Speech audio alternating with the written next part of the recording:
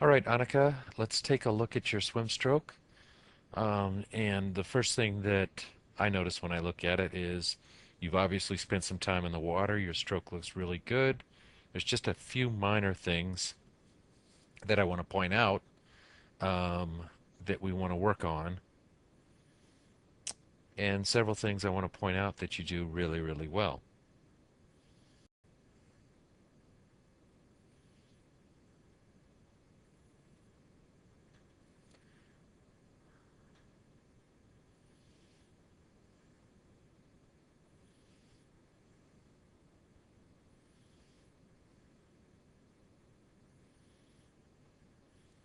Nice body position here. Very nice. Nice pull. Nice catch and pull. So you get nice extension. Um, Very nice horizontal body position, great extension up front. And what we're going to see is this hand that's out here, the wrist is going to flex. You're going to move the hand down there. There's the flex.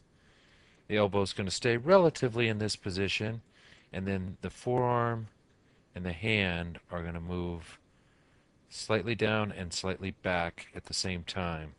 That's that good pull that we're talking about.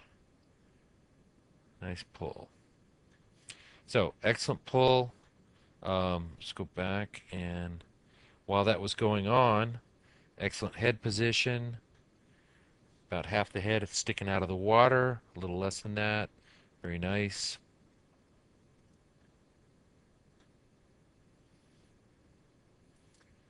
Now here comes the first issue. This right here, this photo is a good example of something I'll talk about. Well, I'll talk about it now. It's a bow wake that you create. As you're moving forward, the water going around your head creates this little wave in front of your head. They call it a bow wake. And right down in here, you can see pretty well now, there's a little hole dip in the water. And that's a nice little air pocket that gets created when you swim through the water. And that air pocket allows you to just barely bring your head up and grab air out of that air pocket.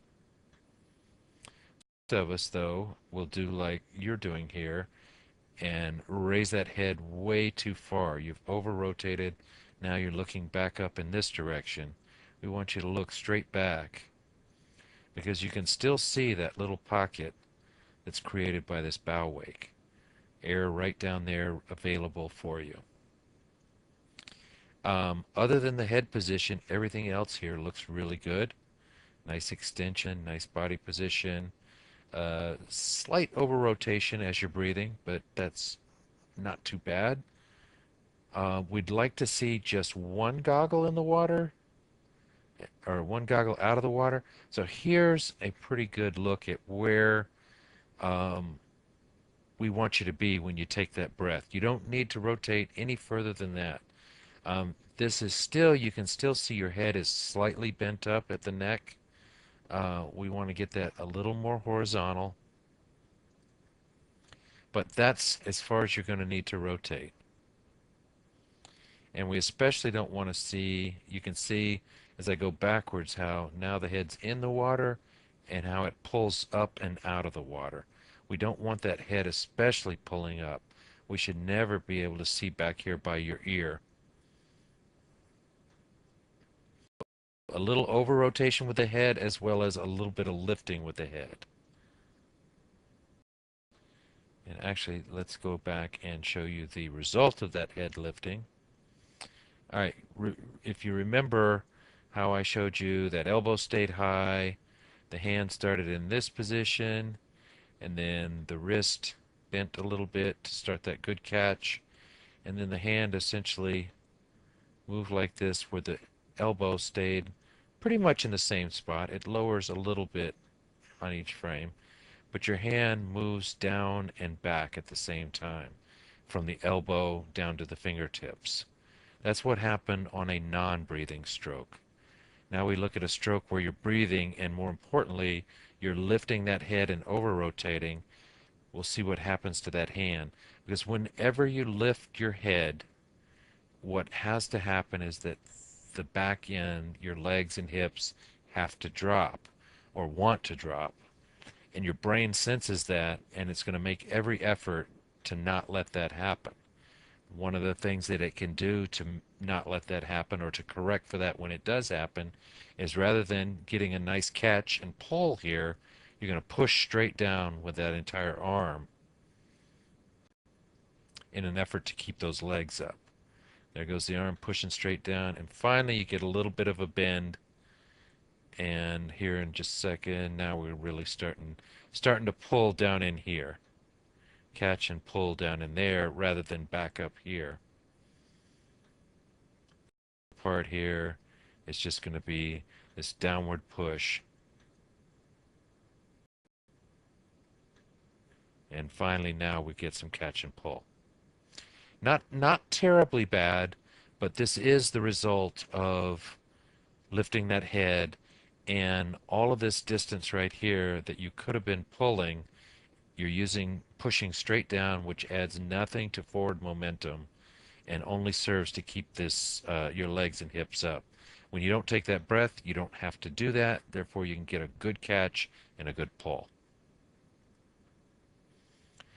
Now your head's back down, your body's recovering, your brain senses it. Catch, pull. Very nice. Same thing, other side. Catch, pull. See how the first that first motion was to the rear and not straight down.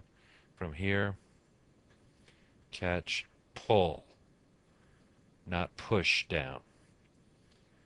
Very nice stroke when your head is down. As soon as you lift it to breathe,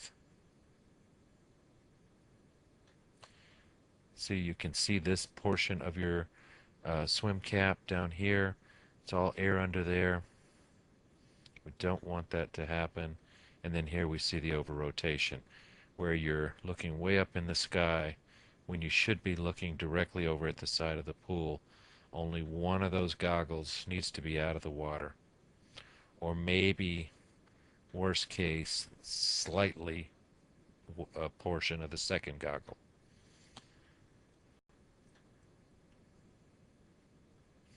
Another thing we see here, and actually I'm going to back up a little bit just to show you this, is you do tend to swim a little bit flat, and the result of that, we can see that really, really good here on top, where your shoulders are flat across, horizontal on the water, very little rotation with those shoulders.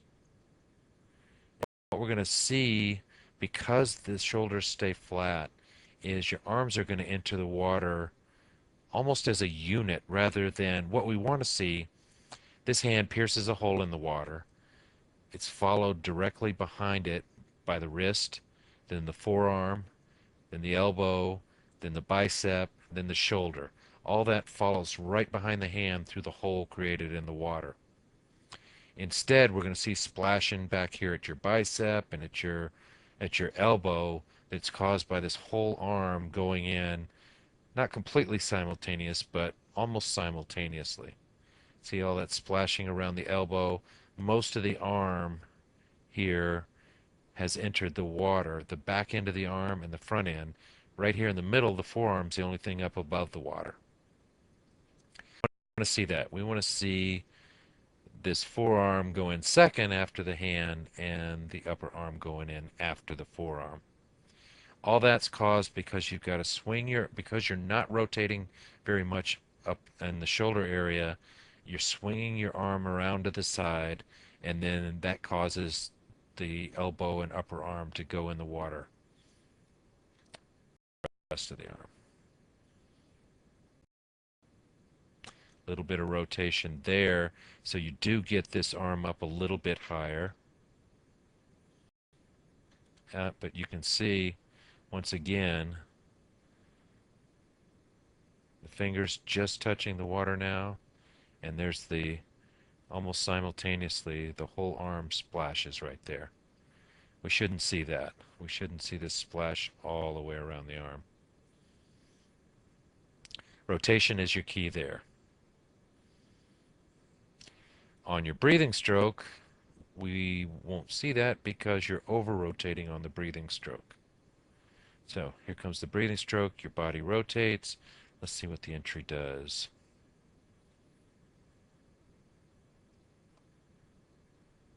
A little better. Still a lot of that.